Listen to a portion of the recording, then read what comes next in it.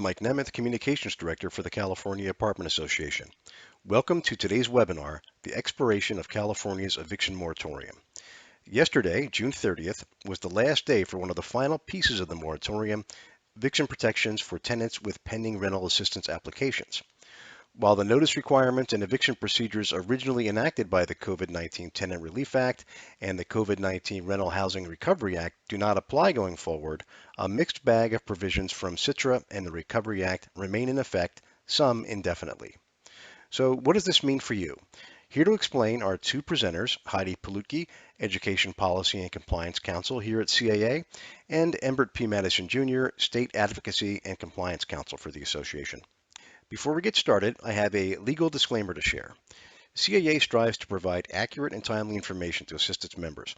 This seminar offers general information only and is not intended as legal advice. For legal advice on your specific property, please contact an experienced attorney. Information presented in this seminar is subject to change. Finally, the presentation is covered by copyright. Reproduction of the presentation without CAA's consent is not permitted. With that, I'll turn over the webinar to Heidi. Thanks, Mike. And welcome, everyone. In today's webinar, we're going to cover the status of California's eviction moratorium as of July 1st, 2022. Those of you who tuned into our last webinar back in April will find that we cover a lot of the same content. This is because some provisions of the law and CAA's recommendations about how to comply with those provisions really have not changed. And also, since this will hopefully be our last webinar on this subject, we wanted to make sure that it covers the complete picture. So today I'm going to start with a brief background about how we got here, and then I'll provide an update about notice requirements for notices that you serve on or after July 1st, 2022. And the key difference here is that starting on that date, for amounts due on or after October 1st, 2022, the standard 3-day notice can be used, the same type of notice that you provided prior to the pandemic. So then we'll talk about limited situations where special unlawful detainer procedures still apply. And then we'll move on to the relationship between CTRA and local ordinances and what local governments can and can't do going forward. CTRA, as extended by SB 91 at the beginning of 2021, contained a bunch of other provisions unrelated to unlawful detainer actions for non-payment of rent. And I'll provide a brief overview of some of these. CAA does have other resources that cover these in detail. And then finally, Embert and I will talk a little bit about how to get ready for your meeting with your attorney so that you can strategize about how to move forward with eviction if necessary and collecting the amounts that are due to you. Heidi, thanks for that overview. Let's start our discussion with a little background on CTRA and the Rental Housing Recovery Act. Sure thing. So we've provided a detailed background on these laws in past webinars, so I'm not going to spend a lot of time here. At the beginning of the pandemic, on March 20th, 2020, Governor Newsom did issue a shelter-in-place order, which was followed by an executive order that gave tenants 60 extra days to respond to an eviction complaint so that they could comply with that shelter-in-place order. Then the Judicial Council, which administers these courts statewide, passed Emergency Rule 1, which suspended all unlawful detainer actions except for those necessary for health and safety. That Emergency Rule 1 expired at midnight on September 1st, 2020. Not by coincidence, on August 31st of 2020, the first of 4 pieces of legislation enacting and extending tenant protections was passed. This was the COVID-19 Tenant Relief Act, which we call CTRA. This law protected tenants from eviction for non-payment of rent and also applied just cause eviction protections to all tenants throughout California. This law, CTRA, was extended twice, first in January 2021 by SB 91, which also set up the rental assistance program, and then again by AB 832 which extended CTRA to the end of September of 2021. AB 832 also extended the rental assistance program and enacted the COVID-19 Rental Housing Recovery Act, which we'll be calling the Recovery Act throughout this webinar.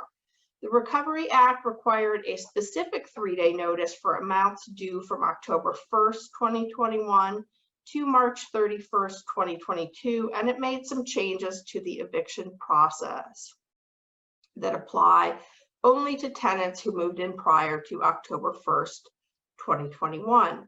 Specifically, landlords who filed an eviction prior to April 1, 2022 were required to file an application for rental assistance. On March 31st, 2022, the last of these 4 bills, that's AB 2179, was signed into law.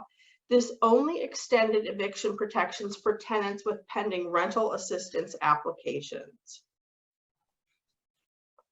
Before we get into the status of these laws, just a reminder that there are still 2 additional layers of laws that may still apply to your property. First, tenants in rental properties that received federal funding or have federal government-backed mortgages are still entitled to a 30-day notice. We will cover this notice requirement and CAA's forms that implement it shortly. There is no federal eviction moratorium in effect. And secondly, many local governments enacted eviction moratoria starting in March of 2020. And some of these do remain in effect, although many were allowed to expire or were preempted when CTRA was enacted. But moving forward, CTRA does not preempt these ordinances. So please be sure to check out the rules in your city and county before filing an unlawful detainer action. We'll talk about preemption and local ordinances toward the end of this webinar. So, of course, what everyone wants to know is, can they finally evict their tenant for non-payment? And if yes, how do they do it? That is the question that everyone has been asking. And since this answer depends, we'll delve into it further on the next slide.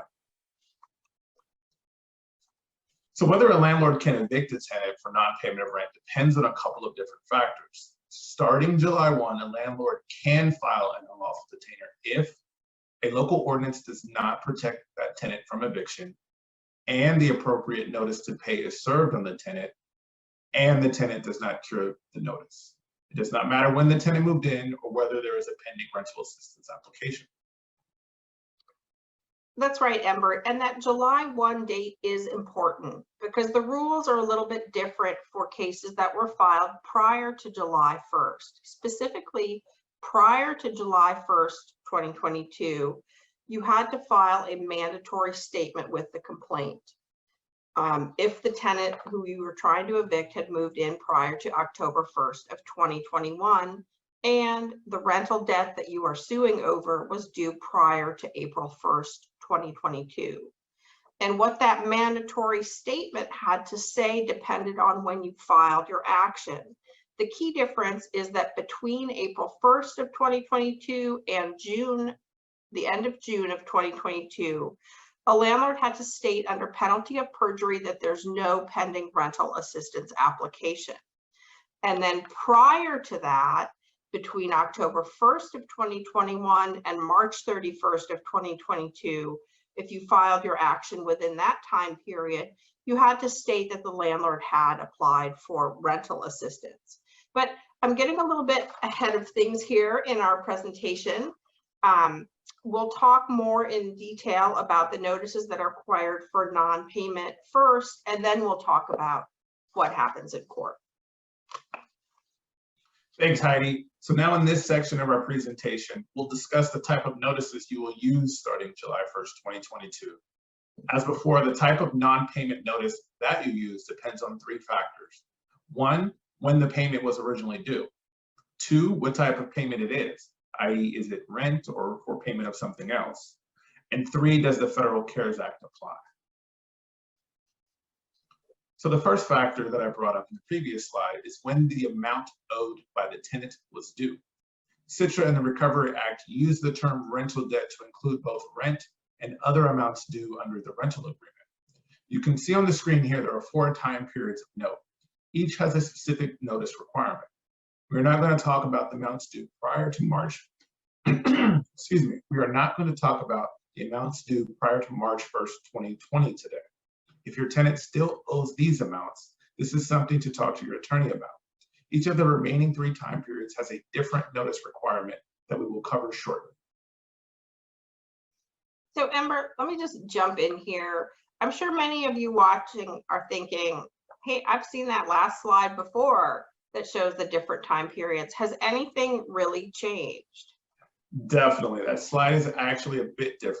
And that's because the requirements for rent due on or after October 1st, 2021 have changed.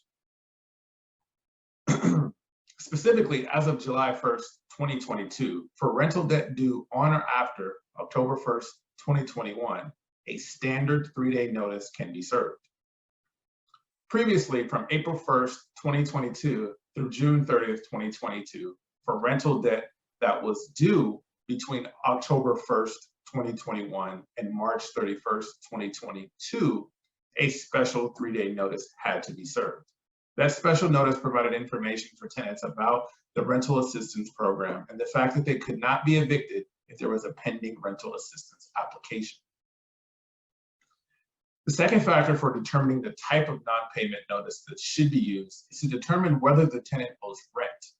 If so, a notice to pay or quit is required. If the tenant owes any other amounts due under the rental agreement, such as amounts for parking fees or reimbursements for damages, these amounts require a 3-day notice to perform covenants or quit for monetary breach. This is because these amounts are not deemed rent. And our third factor is whether or not the CARES Act applies. This law, which I mentioned earlier, applies to properties with federally backed mortgage loans and properties that participate in federal subsidy programs. More details about the applicability of this law, including a list of covered properties, are available in our CARES Act paper on the CAA website. You can see a link here in the screen to access that paper. So the CARES Act requires a 30-day notice to vacate if the notice is for non-payment of rent or other charges.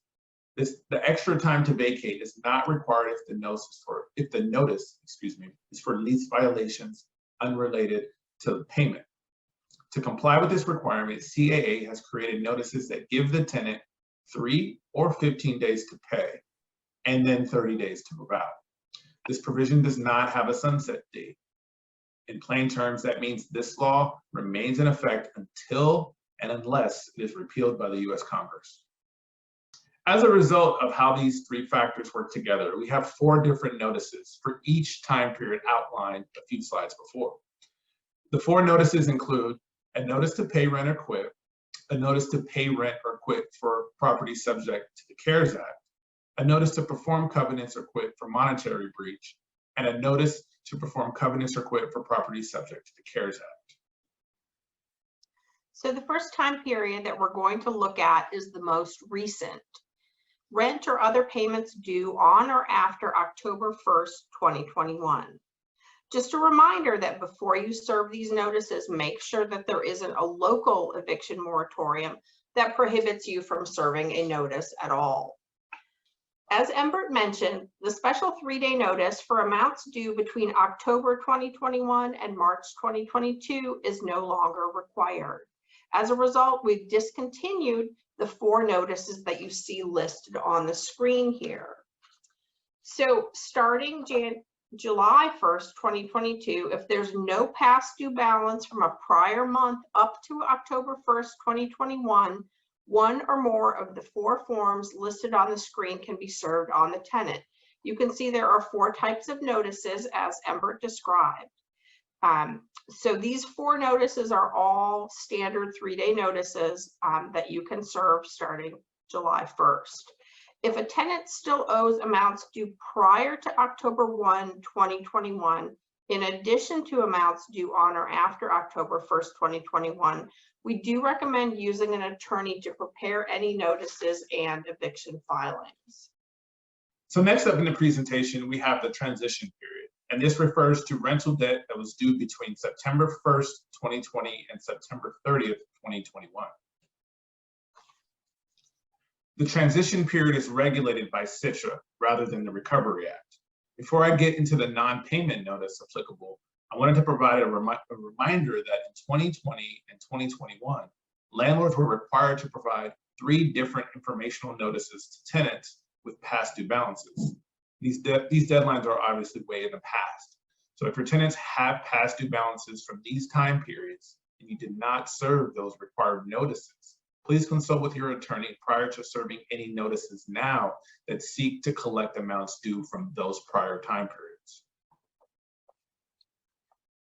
So the notices that you see listed on the screen are for use if rent or other amounts came due during the transition period, which covers rental debt due between September 1, 2020 and September 30th, 2021. If you're serving a notice now for rent due during that period, you are still required to use a 15-day notice.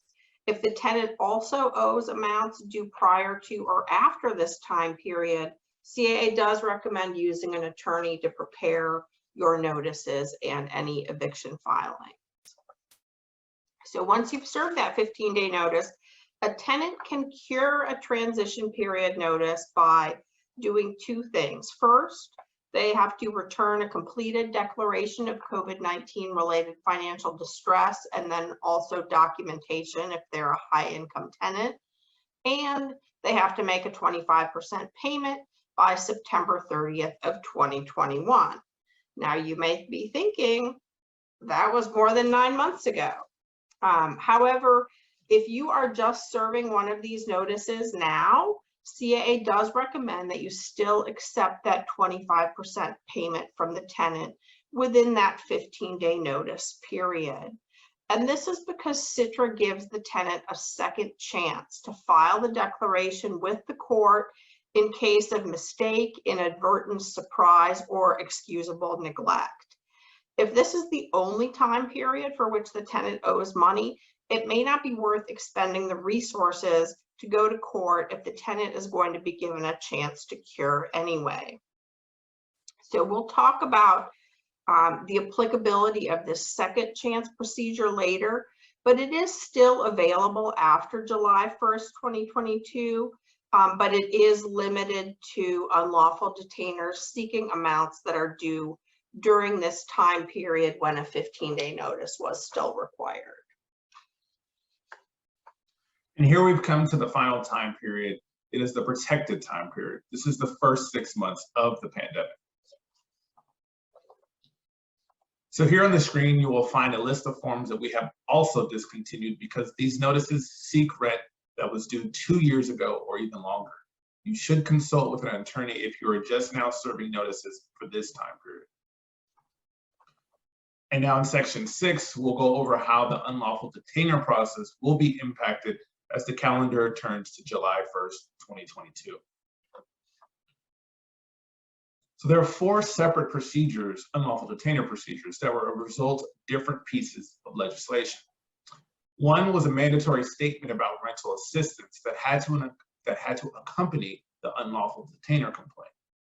The second was an in-court process where the tenant got a second chance to file the declaration of COVID-19 related financial distress and thereby avoid eviction. The third process was a verification from the landlord that had to be provided before the court can enter into a judgment.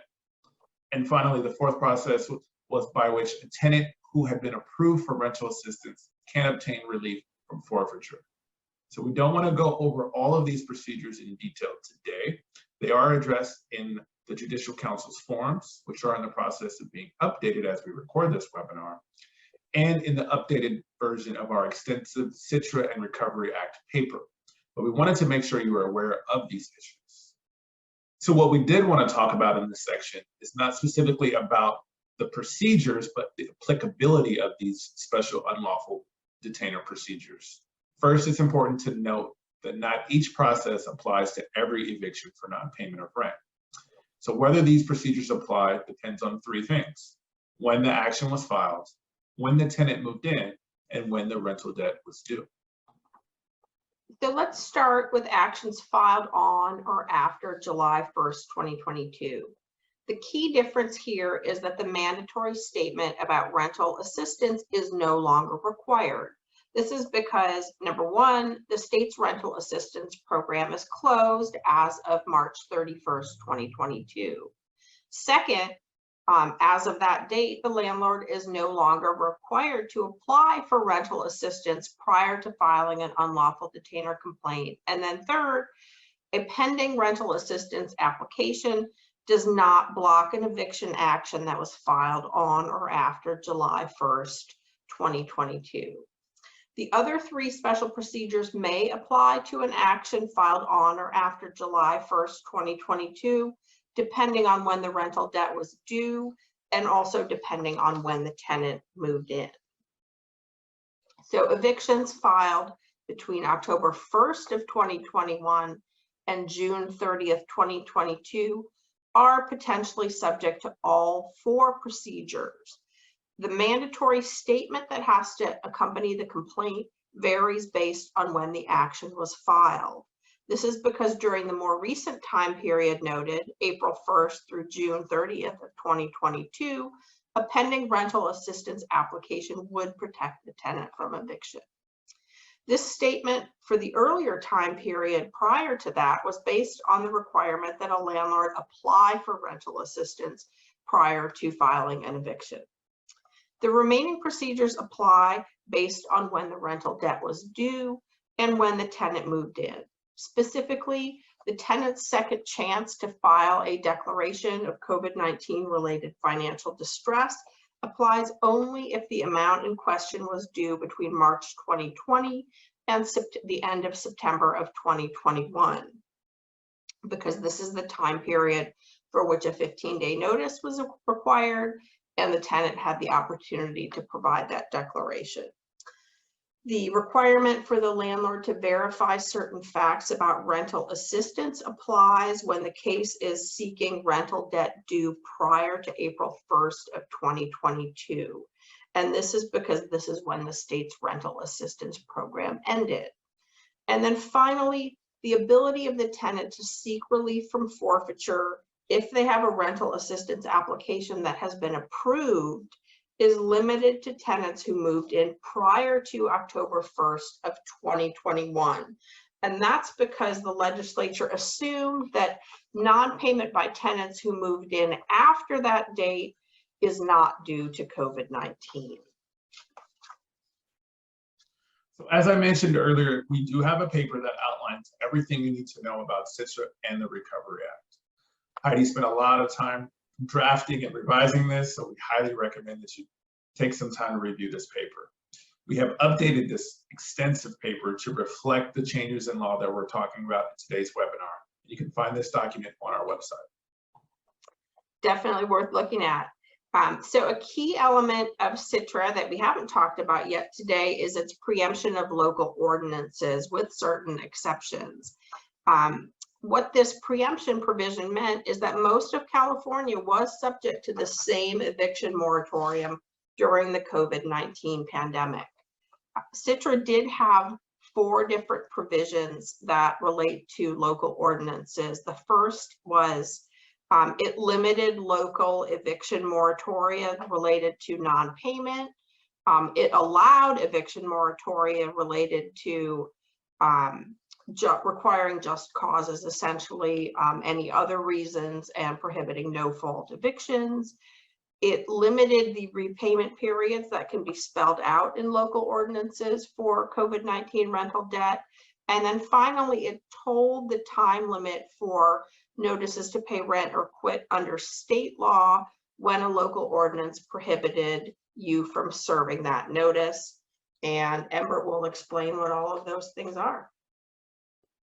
Definitely. So effective July 1st, 2022, local governments may now enact ordinances to protect tenants who do not pay rent. Previously enacted ordinances that were on hold due to preemption can also take effect. But a provision enacted or amended after August 19th, 2020 may not apply to COVID-19 rental debt. What this means is that any new or extended ordinance can only protect tenants from eviction for non-payment of amounts due July 1, 2022 or later. So going backwards a bit, CTRA had previously provided that it did not alter a city, county, or a city and county's authority to extend, expand, renew, reenact, or newly adopt an ordinance that requires just cause for termination of a residential tenancy, or amend existing ordinances that require just cause for termination of a residential tenancy. Is consistent with AB 1482, which is the Tenant Protection Act. What all this means is that all along, local governments have been able to prohibit no-fault evictions, whether they were due to COVID or otherwise. The only limitation was and is that the ordinance cannot regulate the non-payment of COVID-19 rental debt. So one other thing that CTRA did was limit the extension of repayment periods for COVID-19 rental debt in ordinances that were in effect on August 19th, 2020. There are some specific limits and time periods on those repayment extensions, and you can find those in the CTRA and Recovery Act paper that Embert mentioned. Interestingly, though, CTRA also set an outside limit on repayment periods for COVID-19 rental debt in local ordinances, irrespective of when the ordinance was enacted. Specifically, no local ordinance may permit a tenant a period of time that extends beyond August 31st, 2023 to repay COVID-19 rental debt. So note that these provisions about repayment of COVID-19 rental debt are specific to COVID-19 rental debt only. That means they apply only to amounts due between March 1st, 2020 and September 30th, 2021, and do not apply to amounts accrued during other time periods that might be subject to a local eviction moratorium. This means that a local eviction moratorium may end up having two separate repayment periods, one that applies to COVID-19 rental debt, and then one that applies to any other covered amounts. So CTRA also extended the 1-year time limit for rent that may be sought in a notice to pay or notice to quit if the landlord was prohibited from serving a notice to pay rent or quit for COVID-19 rental debt.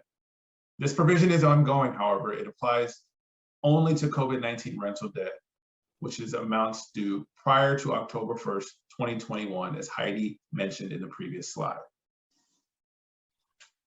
So Embert, can you tell us what that 1-year time limit is that's being told by this provision? Definitely. It is California Code of Civil Procedure, section 11612. And that provides that a 3-day notice to pay rent or quit may be served at any time within 1 year after that rent becomes due. This provision has been codified for a long time. It has nothing to do with pandemic-related protections. It applies to notices seeking rent, not notices seeking other amounts due.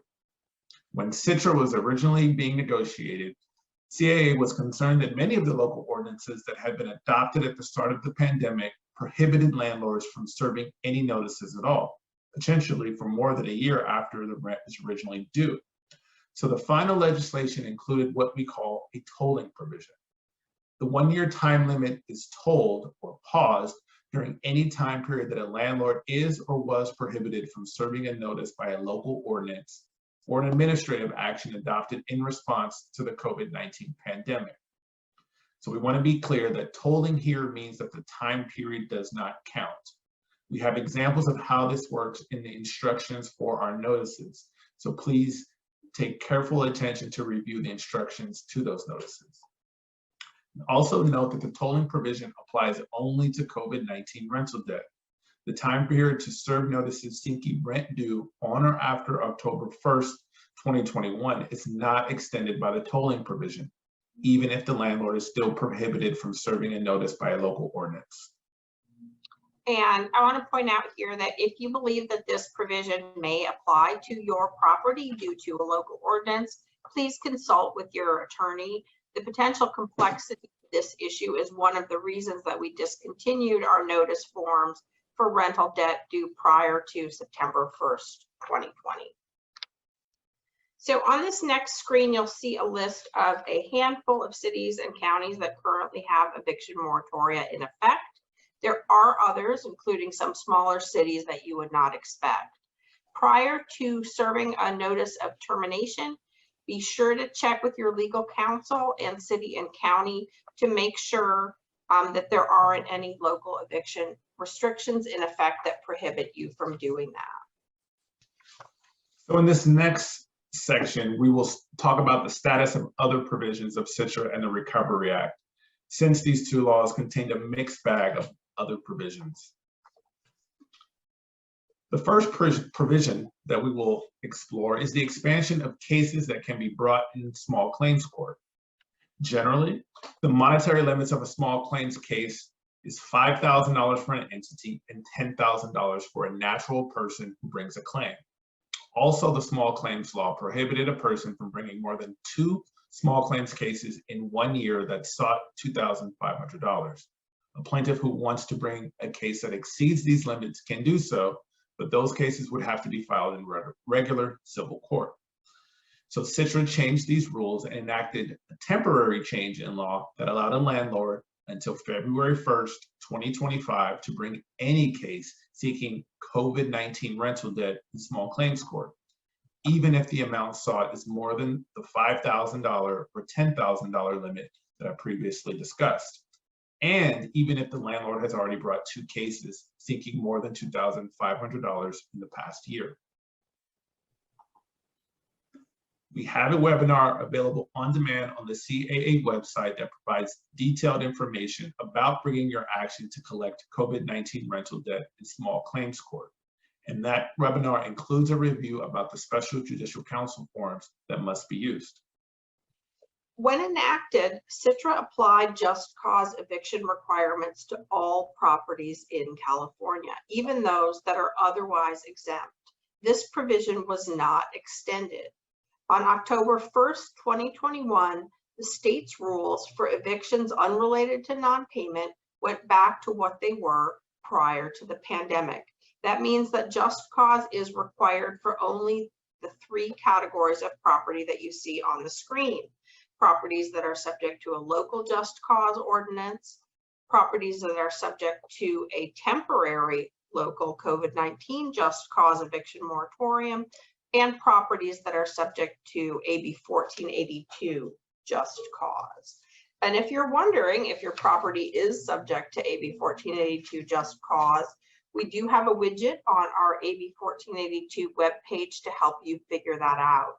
The nuances of AB 1482's just cause requirements are well beyond the scope of this webinar, but you can find all sorts of information about AB 1482 on our dedicated webpage just for that law, and that's caanet.org/AB 1482. So I'm going to run through the remaining miscellaneous provisions pretty quickly. We do have a detailed paper we'll show you again at the end of this presentation that provides a lot of details on all of these provisions.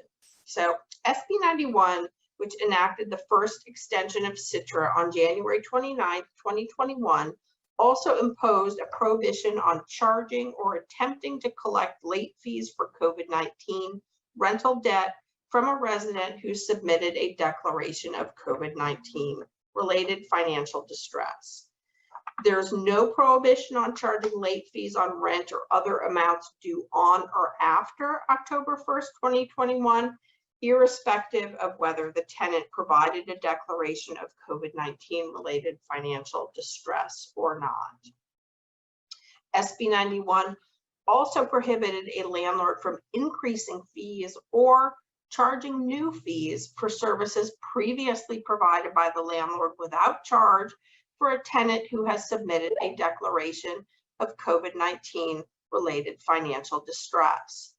There is no expiration date for this prohibition. Therefore, it applies in perpetuity, but only for those tenants who submitted a declaration of COVID-19 related financial distress. So an example of this would be, for example, if you did not charge for utilities separately, they were always included in rent. You could then not remove this from rent and charge the tenant for it separately if they had provided a declaration of COVID-19 related financial distress. So then SB 91 also prohibits using COVID-19 rental debt. Just to remind you, that's amounts due between March 2020 and September 2021 as a negative factor for the purpose of evaluating a rental housing application or as the basis for refusing to rent to someone who is otherwise qualified. This requirement applies even if the resident's reason for not paying rent during that time period was not related to COVID, and it does not matter whether they provided their prior landlord with a declaration of COVID-19 financial distress or not. So while the law prohibits the use of COVID-19 rental debt as a negative factor in screening, CAA recommends that you just do not ask about COVID-19 rental debt. This recommendation is for two reasons. First, once you have negative information about an applicant, it's pretty difficult to forget that and disregard it. And then second, if the question is asked and answered and the applicant is then denied, it would be pretty difficult to prove that that was not a factor in your denial. Our rental applicant reference form, that's form CA 14, and the instructions for the application to rent, that's form CA 001, have been revised in accordance with this law. CAA does recommend that when you use the form to provide a reference, that any information about non-payment of rent or other financial obligations from that time period be omitted. SB 91, as extended by AB 832, also establishes a permanent prohibition on the sale or assignment of any COVID-19 rental debt. There is a qualifier on that. This law does only apply if the tenant or former tenant would have qualified for rental assistance funding and the person's household income is at or below 80% of the area median income for the 2020 or 2021 calendar year. This prohibition applies irrespective of whether the resident still lives at the property or has provided a declaration of COVID-19 related financial distress. That was a mouthful. So in this section, I'm sure you're now thinking, well, what do I do next? And as we mentioned earlier throughout the webinar, CAA strongly recommends working with an attorney if you need to terminate a tenancy due to non-payment.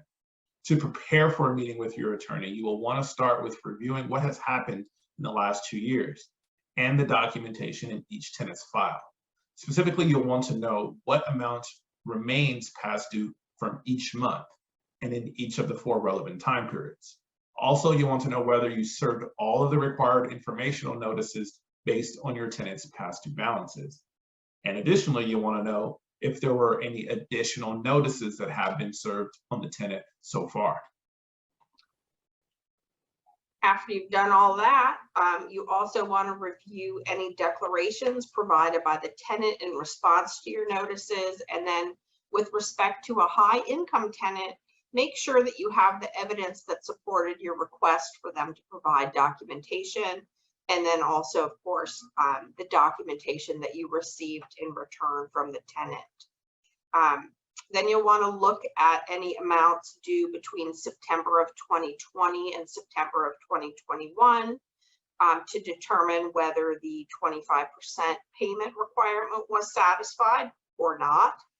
And then finally, you'll want to collect your documentation regarding rental assistance. Depending on the time period in question and when filed, this may or may not matter, but it's worth taking a look at all of that with your attorney before you proceed.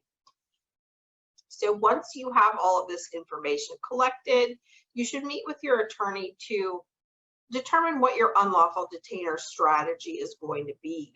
You'll want to discuss what your goals and priorities are, getting paid, getting possession back, and then develop a strategy so that you can base your unlawful detainer action on the claims that are the most likely to achieve your desired goal.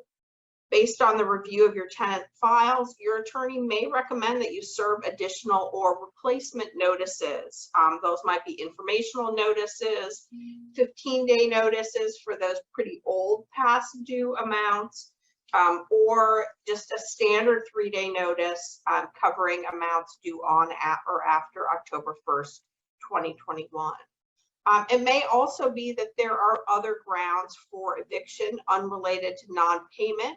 That's something that you want to be prepared to discuss. For example, on our landlord helpline, we have heard from a lot of members who have single family home rentals that are exempt from AB 1482 just cause.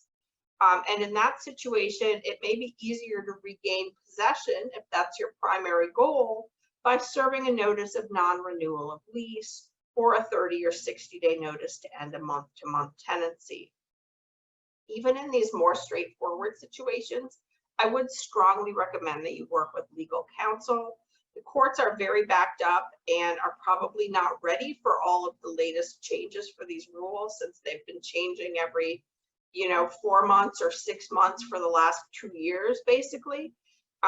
Carefully prepared notices and eviction filings will help you avoid the situation where you finally get to court and then you have to start all over again due to some minor error.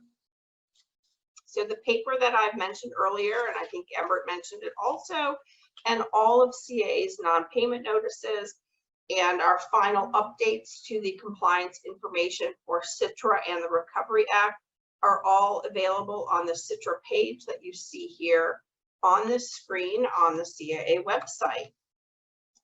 And I'd like to thank Embert for presenting with me today. And I hope fervently that this is the last webinar that we will present on California's COVID-19 eviction moratorium.